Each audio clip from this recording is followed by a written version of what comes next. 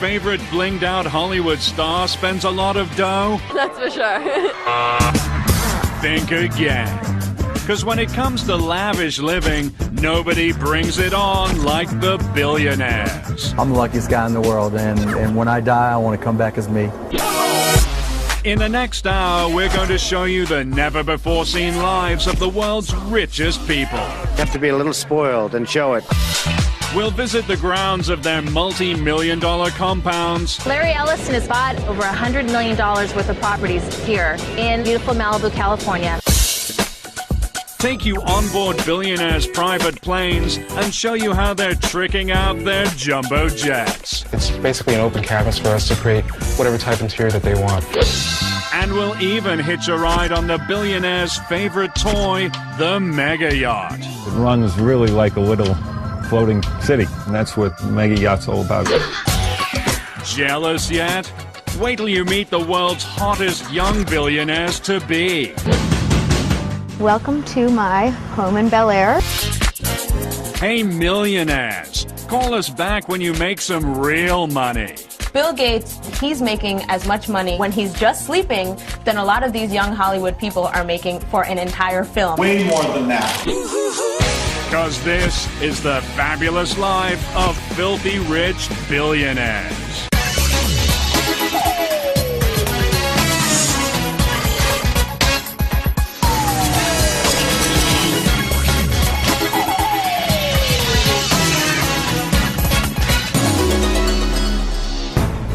In 2006, Donald Trump filed one serious lawsuit in civil court, demanding $5 billion in damages. What happened? Was somebody cheating in his casino? Did somebody rob Trump Towers? Oh no. It was far worse. Some reporter had the gall to accuse Donald Trump of being only a millionaire. It really has nothing to do with ego. Who would think that one would find it slanderous to be called a millionaire, but be suing a reporter who said, hey, he's only worth about $250 million, but no, the Donald says it's more like $2.7 billion. Being a billionaire for Donald is a brand. People need to associate him with billions, otherwise they're not going to be paying $30 million for apartments. Yeah, because gaining entree into the billionaire club means joining the most elite economic class on Earth. Out of a global population of 6.5 billion humans, a mere 793 are billionaires. Just the interest on the money they have is more than most millionaires will ever collect in a lifetime. Let's take a rich Hollywood celebrity like Reese Witherspoon. She makes up to $29 million a movie. In order for her to become a billionaire, she would have to make 35 movies. That's how rich these billionaires are. If a billionaire wanted to, they could buy about 3,000 Rolls-Royce cars, and that would only get through $1 billion of their fortune. Wow, how far we've come. And if you're lucky enough to join the select club of 10-digit dudes, living in some rinky-dink mega mansion simply won't do. If you're an A-list celebrity, you might be looking in the range of $10 million for real estate. If you're a billionaire, you don't really have a range. You can go $20 million, $40 million, $60 million, as much as it takes to get what you want. These billionaires have homes all over the world, so when they think about buying a new one, they don't agonize about a multi-million-dollar mansion the way a millionaire would. Yeah, because in the world of billionaires, buying a mega home is as easy as grabbing a pack of Twizzlers at the checkout. Just ask billionaire Dallas Mavericks owner Mark Cuban.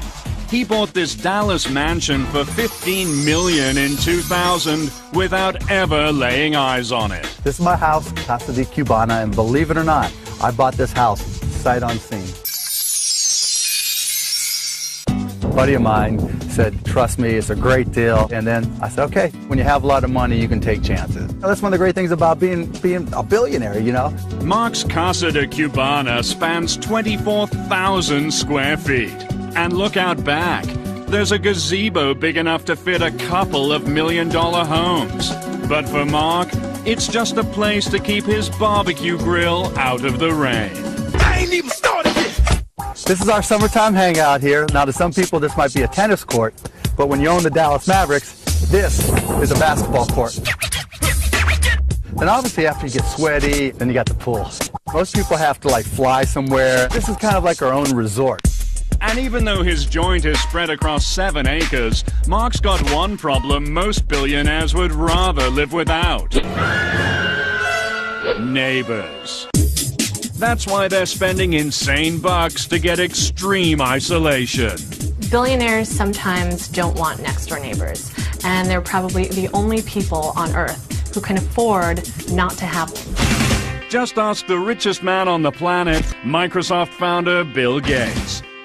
Not only does he have this 66,000 square foot, $140 million high-tech Seattle mega home, but he bought up the 11 surrounding plots for an additional $14.5 million just to make sure he never has to deal with the neighbors. It's a lot more than that. Bill Gates bought about a dozen properties on the shores of Lake Washington, which totally insulate him and his family from the world. And Bill's Microsoft co-founder, Paul Allen, with a net worth of $22 billion, he's got plenty of cash to make sure nobody's shacking up next door. Paul built a 7.5-acre, 47,000 square foot compound on Washington State's breathtaking Mercer Island. This $120 million estate has not one but 5 mansions, including a 10,000 square foot abode for Paul and a 6,500 square footer for his mommy. I think it makes a lot of sense. One mansion is for his mother. The others might just be buffers so that he doesn't have to have somebody living next to him. But no billionaire spends for complete privacy like Oracle founder and $16 billion man Larry Ellison. He already owns $245 million worth of real estate around the world. It's bought and paid for. But Larry wanted even more solitude. So in 2003, he set his sights on a nice quiet spread in Malibu Beach. Only problem? There's no such thing as a nice quiet spread in Malibu. Everyone wants to be on the beach in Malibu. It is tightly packed with celebrities and millionaires. So what's a poor billionaire to do? Easy.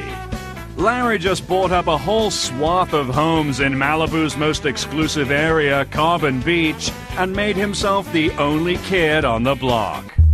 It's so rare to actually get property available on Carbon Beach. Behind us here are 5 consecutive properties that Ellison recently purchased. He actually went up to the doors and knocked and said, "I'm going to give you an offer that you can't refuse," and basically they decided to sell. Yeah. Yes, that's 5 ultra-plush beachfront properties in a row, just for a little freaking privacy. Within the last few years, Larry Ellison has bought over $100 million worth of properties here in beautiful Malibu, California. If you have a palace, that just gives you cachet way far above and beyond a regular billionaire. Owning a palace is the ultimate in billionaire living, and one of the fringe benefits of being a royal billionaire. Can you imagine calling Domino's Pizza and say, like, yes, I need like a pepperoni pizza, sent it to the palace? But if you thought palaces were just some thing of the past, think again. Because these days, billionaires are building brand new ones. Bigger and more tricked out than in the days of yore. Take this guy, the oil-rich Sultan of Brunei. He built himself this shiny new palace in the early 80s. And at 2.1 million square feet, it's the largest residential palace in the world. This place is gold-domed. It's bigger than the Vatican. It's on par with Versailles. It's got 1,788 rooms, and its dining room seats 5,000 people. Then there's 49-year-old Saudi Prince Al Walid. In 1997, he dropped $130 million to build his very own palatial oasis. Why not when you're worth $20 billion?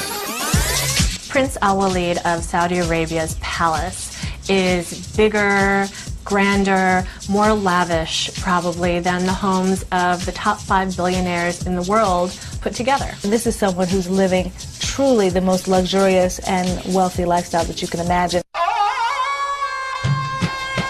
Close your eyes and imagine Prince Al Waleed's personal paradise in Riyadh, Saudi Arabia. With 317 rooms, this Mideast mammoth checks in at 400,000 square feet. It's got a 20-foot-high wall of water fountain and a 75-foot-high foyer framed by dual winding staircases. There are also indoor-outdoor swimming pools, a screening room, a bowling alley, and a beauty salon. I feel at home, really. I like it. And just like a Sahara sandstorm, Al Waleed's ginormous palace has been known to swallow travelers whole. I got lost in one of his closets. They just would go on and on and on. You had no idea where you were. Everyone walks around the prince's palace with walkie-talkies and say, I'm in this green room. Oh, that's the so-and-so room. Go into the blue room, and then a quarter mile later you'd be somewhere and maybe someone would find you. Good thing the prince has a staff of 180 to help with search and rescue. So Al Waleed can kick back in front of one of his 520 TVs and worry about what really matters. His money. The stars. Unreachable normal human has $1 billion. Take Virgin Airlines boss Richard Branson. He's building his own rocket ship designed for space tourism, Virgin Galactic. Or Amazon.com founder Jeff Bezos. He's building a spaceship and his own personal spaceport on his West Texas ranch. But Microsoft founder Paul Allen is one step ahead of the space pack. His Spaceship One was the first private rocket to leave the Earth's atmosphere. It seems to be a logical thing for a billionaire because it's a new way to spend money. So if you have the billions, why not buy yourself a spaceship? It's not often you get a chance to participate in the making of history. And if you think their rocket ships are far out, check out how they're jet setting around Mother Earth.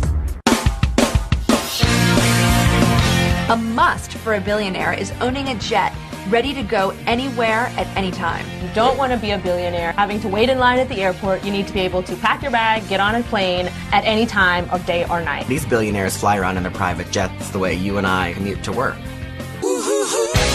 And the Billionaires staple sky ride? It's one of the speediest things on two wings, the super-fast, super-fly Gulfstream. Billionaires purchase Gulfstream jets because they want to get someplace in a hurry. They're sleek, they're modern. So many billionaires have their own Gulfstream. Oprah has one, Larry Ellison has one. It's the ultimate status symbol. Just ask internet billionaire Mark Cuban. He bought this state-of-the-art Gulfstream G550 in 2005 for $42 million. Most people have an easy chair or a favorite chair at home. This is my favorite chair. Right here on the jet where I can just kick back and just do whatever. Where most people are worrying about everything that might come up, I'm flying somewhere fun. I'm on my way to Vegas. You know, if I get a wild hair and we want to go to dinner in New York or LA, great. Cuban's Gulfstream G550 has a full-time pilot, wood imported from the Ivory Coast, 24-karat gold cup holders, and state-of-the-art technology, all customized to Mark's specifications. The nice thing about having billions of dollars is that you get to do what you want, where you want, how you want, when you want. I'm the luckiest guy in the world, and when I die, I want to come back as me.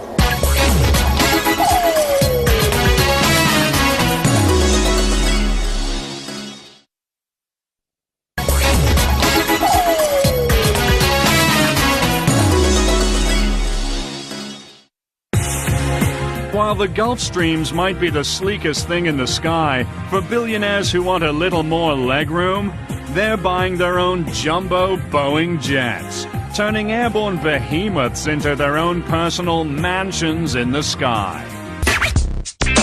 Boeing is known for building commercial airplanes for American Airlines, Delta, but when the billionaires started snapping up these planes, Boeing started a special division just to build aircrafts for billionaires. You have to be a little spoiled and show it. And Donald does. He's got his own 727. Then there's the Google guys, Sergey Brin and Larry Page. They bought themselves a banging Boeing 767 in 2005.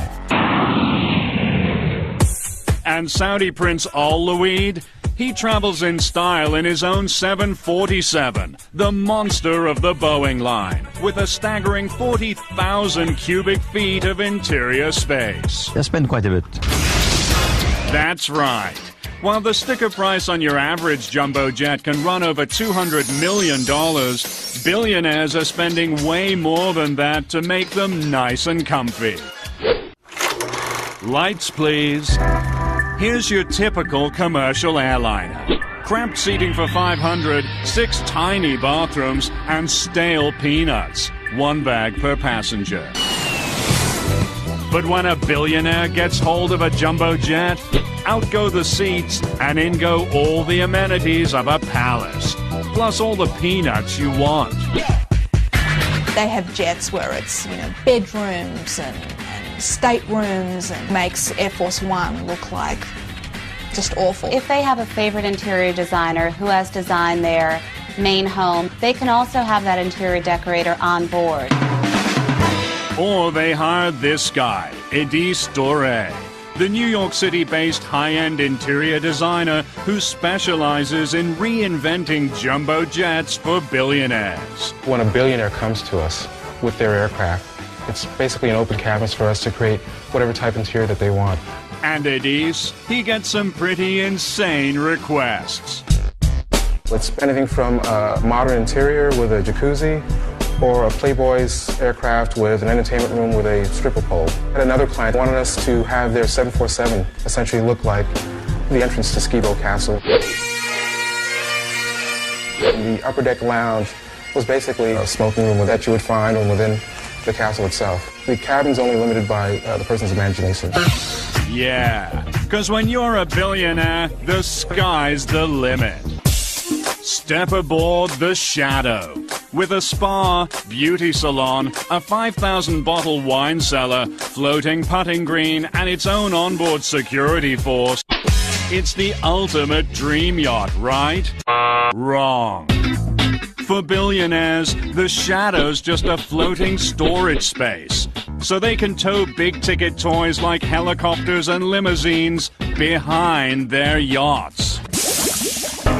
The Shadow has put billionaire boating over the top. It drives along behind the yacht and basically offers all the comforts of your mansion back at home and puts it out at sea, and you can take it anywhere in the world with you. To rent the Shadow for 1 month, it costs seagoing billionaires nearly $500,000. But if billionaires have got ocean-going storage like this, you'd better believe their actual yachts are out of sight. Yeah. A celebrity and a millionaire can charter a yacht. A billionaire is the one that owns it. A yacht is one of the most expensive things that you can own in the entire universe. The insurance value of this boat is more than $100 million. And please, don't call them yachts. Billionaires have mega yachts. What's the difference? A yacht maxes out at a measly 80 feet and usually costs under $1 million. But a mega yacht, it can be 200, 300, 500 feet long and cost hundreds of millions of dollars. These mega yachts are just different class. Some of them take up to 3 years to build. They have to be built in special shipyards. There are only about 80 of these mega yachts in the world, so it's an incredibly exclusive item to own. When you get to a yacht over 350 feet, you can't even dock it. You need to keep it in the water and then take another boat over to the dock. When you're a billionaire and you've got a yacht, you can basically turn it into your own floating cruise ship and have everything you want and totally kit it out. Yeah, Want to see one of the 10 largest billionaire mega yachts in America? Step aboard blockbuster founder and Miami Dolphins owner Wayne Huizenga's personal mega yacht. Before he made his billions, Wayne used to drive a garbage truck. Now, he's at the helm of this, the Floridian. This is the Floridian. It's definitely a billionaire's yacht. Comes with a large cinema upstairs, a viewing lounge up there. Down below we have a swim-up pool, which is also a jacuzzi and a hot tub. She also comes with a big helipad on the aft deck, so we can land a 14-passenger helicopter. She carries 17 crew, and she has 6 staterooms, so you can sleep up to 12 guests. She can go transatlantic 2 ways without fueling her up. It runs really like a little floating city, and that's what a mega yacht's all about. But at 228 feet, the Floridian is at the petite end of the mega yachts. These days, some billionaire sailor boys are playing real-life battleship to prove who has the biggest, baddest yacht on the sea. Who has the biggest yacht in the harbor is a favorite billionaire's game to play. Want to play along?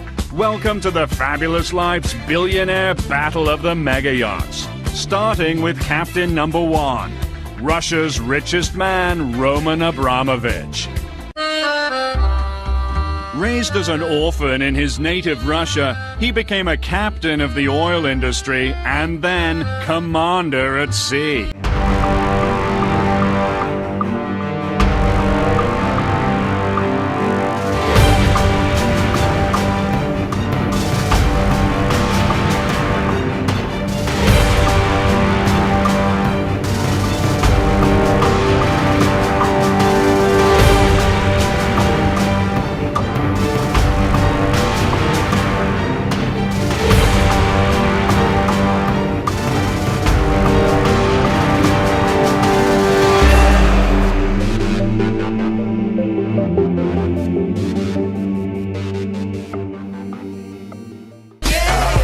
Roman Abramovich owns 4 yachts. In 2004, he took them all to Portugal and had breakfast on one, lunch on another, and dinner on yet the third. Roman's flagship? It's the 377-foot, $125 million Polaris. With an indoor pool and steam room, antique wooden floors, a staff of 42, and rooms for 22 guests. And for this safety-conscious billionaire, it's all about the security. His Polaris features a submarine for hunting deep-sea mines, a built-in missile detection system, and a bulletproof exterior. He's got it on the yacht, he's got it on the plane.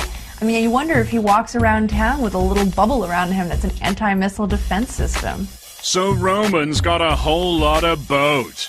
But billionaire captain number 2 in our battle of the mega yachts? Microsoft playboy Paul Allen. He has a fleet that'll blow Romans out of the water. And his big dog, it's called the Octopus. I mean, it's just amazing.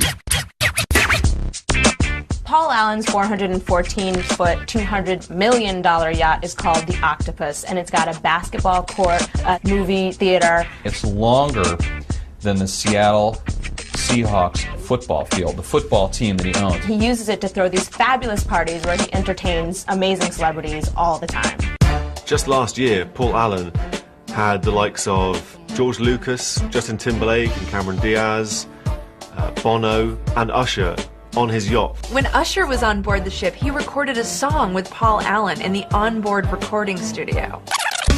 But docked right next to Allen's Octopus and all those exotic party locales is an even bigger boat. The $200 million Rising Sun.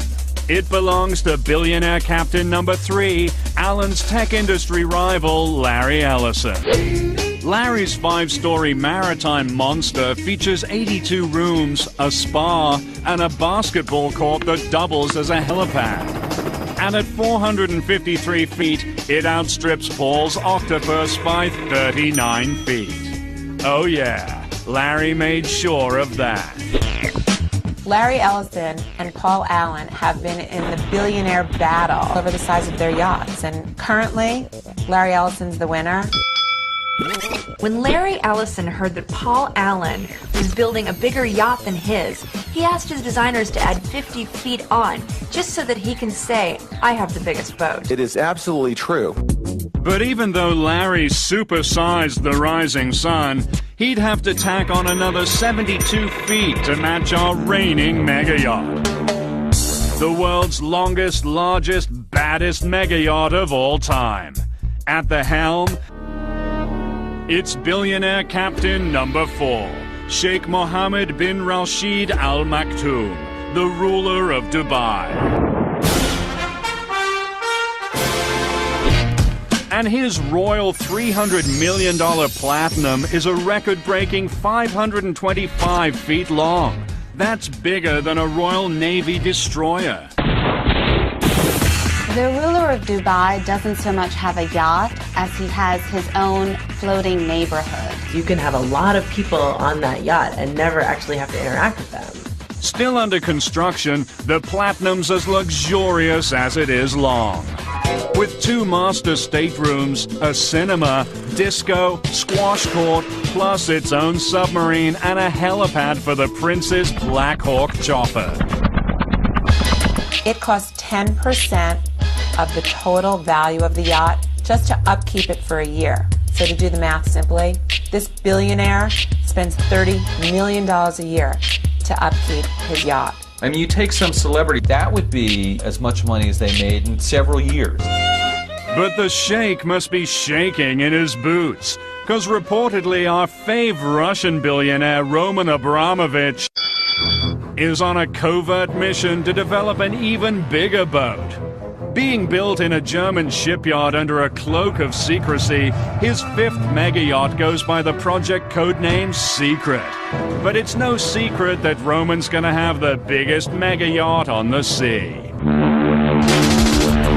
Abramovich is building another yacht. It'll be the 5th in his collection, and it is reported to be the world's biggest at more than 525 feet long. What will it have? What won't it have? Step into the bedroom of Microsoft founder and richest man alive, Bill Gates. Looks like he's sleeping comfortably, right? He should be. 'Cause while Billy Boy snoozes, his Microsoft empire keeps growing, which means he'll wake up $4 million richer in the morning. Wake up and smell the money, Bill. He's making as much money per night of sleep when he's just sleeping than a lot of these young Hollywood people are making for an entire film that they spend months filming. Way more than that. Bill Gates is so wealthy that the IRS had to have a special computer to calculate his wealth. Bill Gates is the richest man in the world. That says it all, right? That's right. Bill's got plenty to line his mattress. A mind-blowing $50 billion. And when we're talking about fortunes this massive, billionaires have got to make up stuff to spend it all on. The problem with being so rich is that you can literally get anything you want, anytime, and that money is no object. Give it to me now. Give it to me now. To actually spend all of it, it's a challenge. It is probably a full-time job. So much more money than I could ever spend.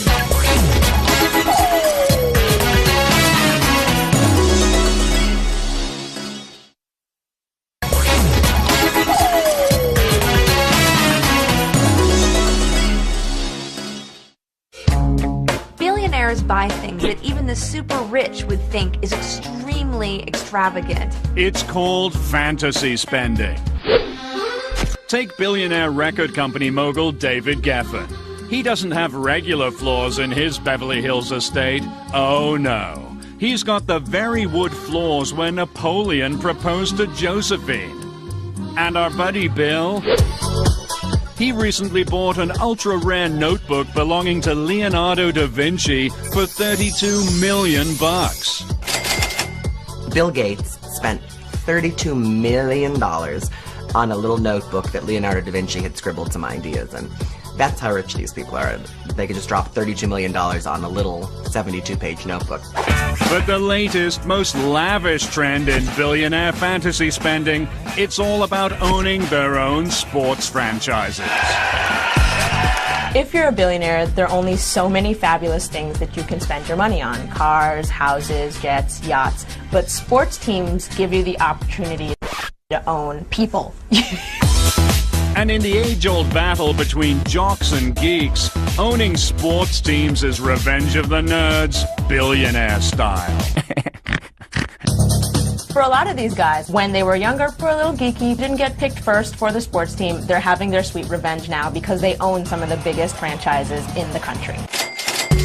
Take our fave techno-geek money man, Mark Cuban. When Mark was in high school, the jocks called him and his friends the Turtle Club because they ran so slow. Now that Mark's filthy rich, he bought himself a bunch of jocks to do the running for him.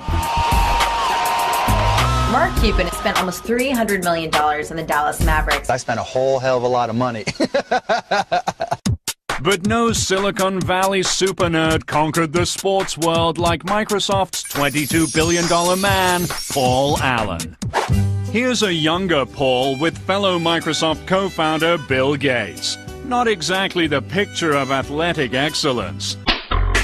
But these days, Paul spent almost $265 million for franchises in both the NBA and the NFL. Paul Allen owns the Seattle Seahawks and the Portland Trail Blazers, two very well-known franchises in the NFL and the NBA. He's having his very sweet, sweet revenge. I certainly feel that looking around here today, and I hope you feel the same way. Allen may have bought himself a whole lot of jock cred, but he hasn't been able to buy his team's championships.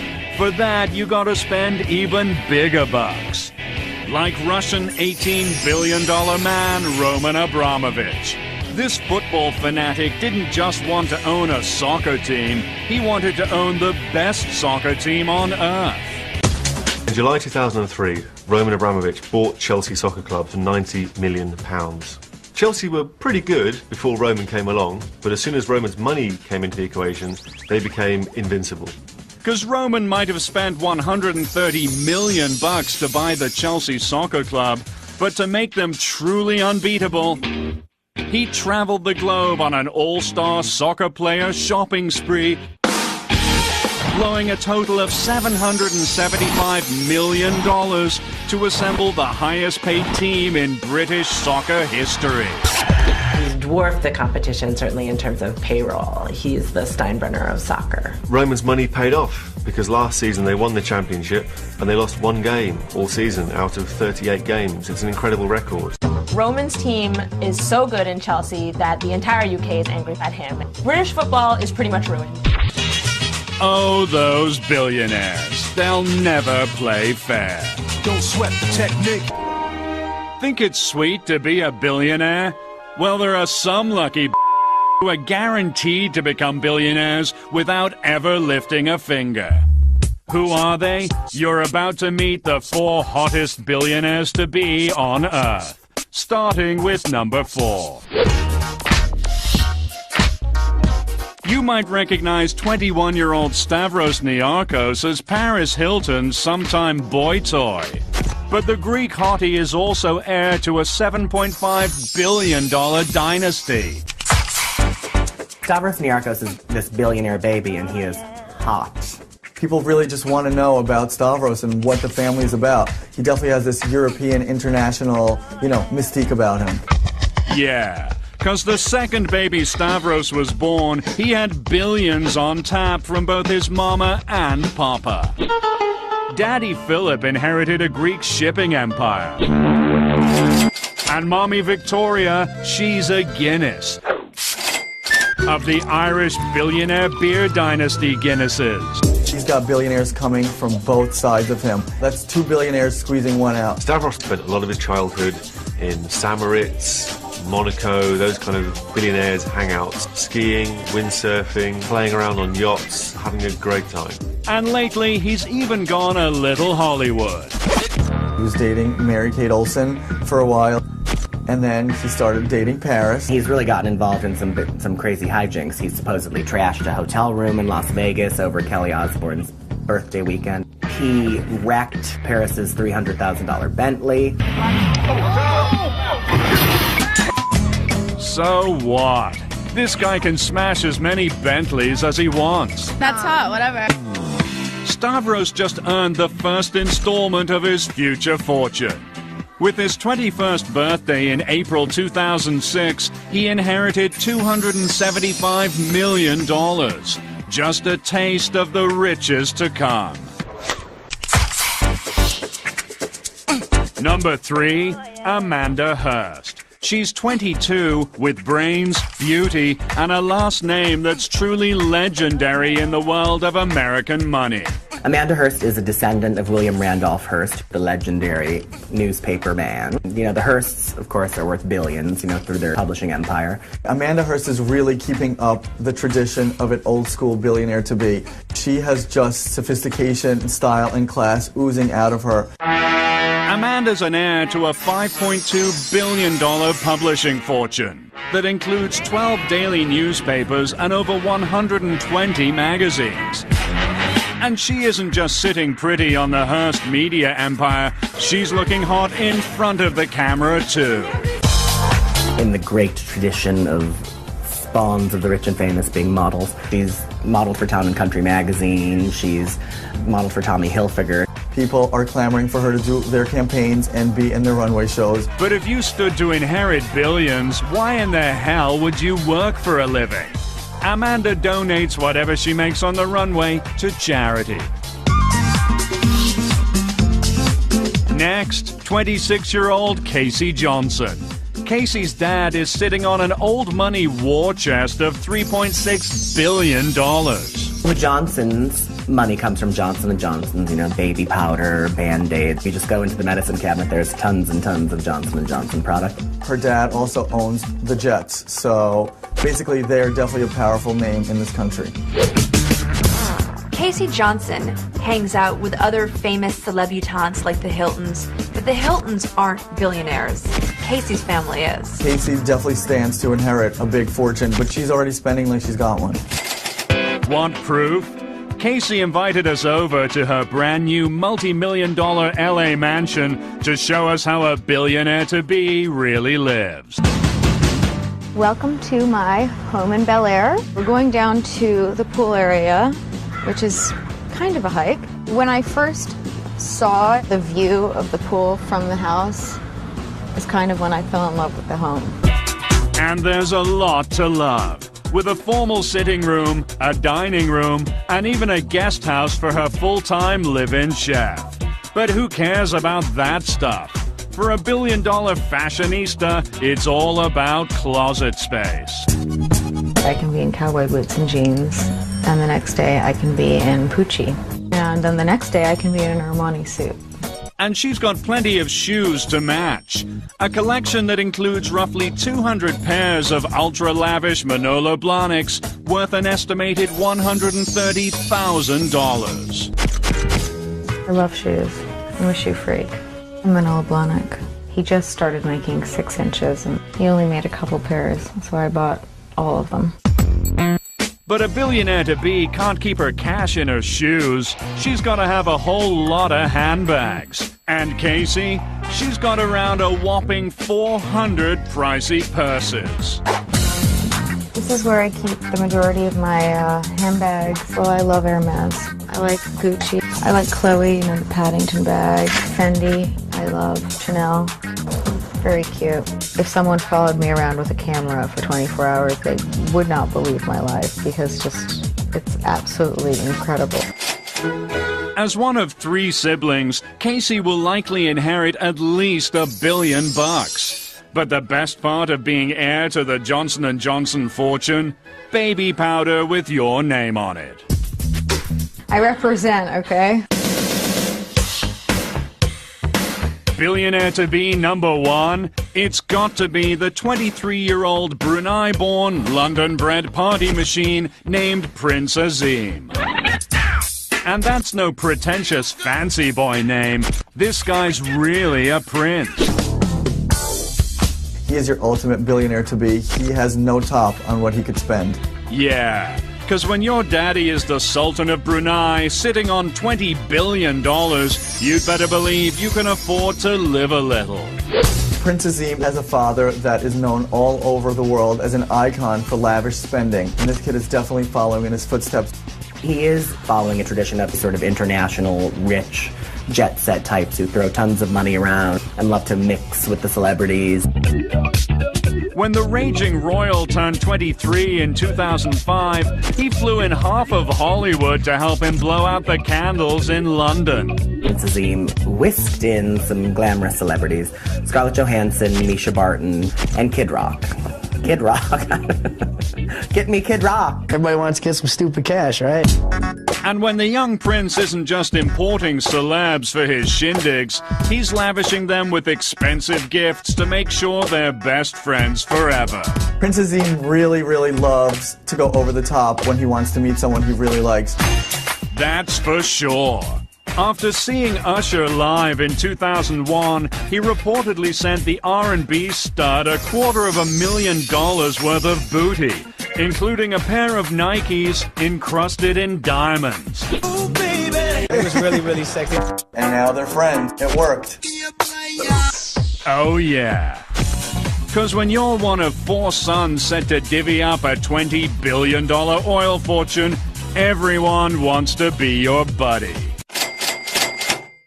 Say fab, y'all say life, fab, life, fab, life. When I say fab, y'all say life, fab. Oh, yeah. You wanna ball like me, floss like me, wear Gucci and Louis Vuitton like me, dress like me, get the best like me, private planes all over the rest like me, crystal heights, forget about the price. I'm living that fab life.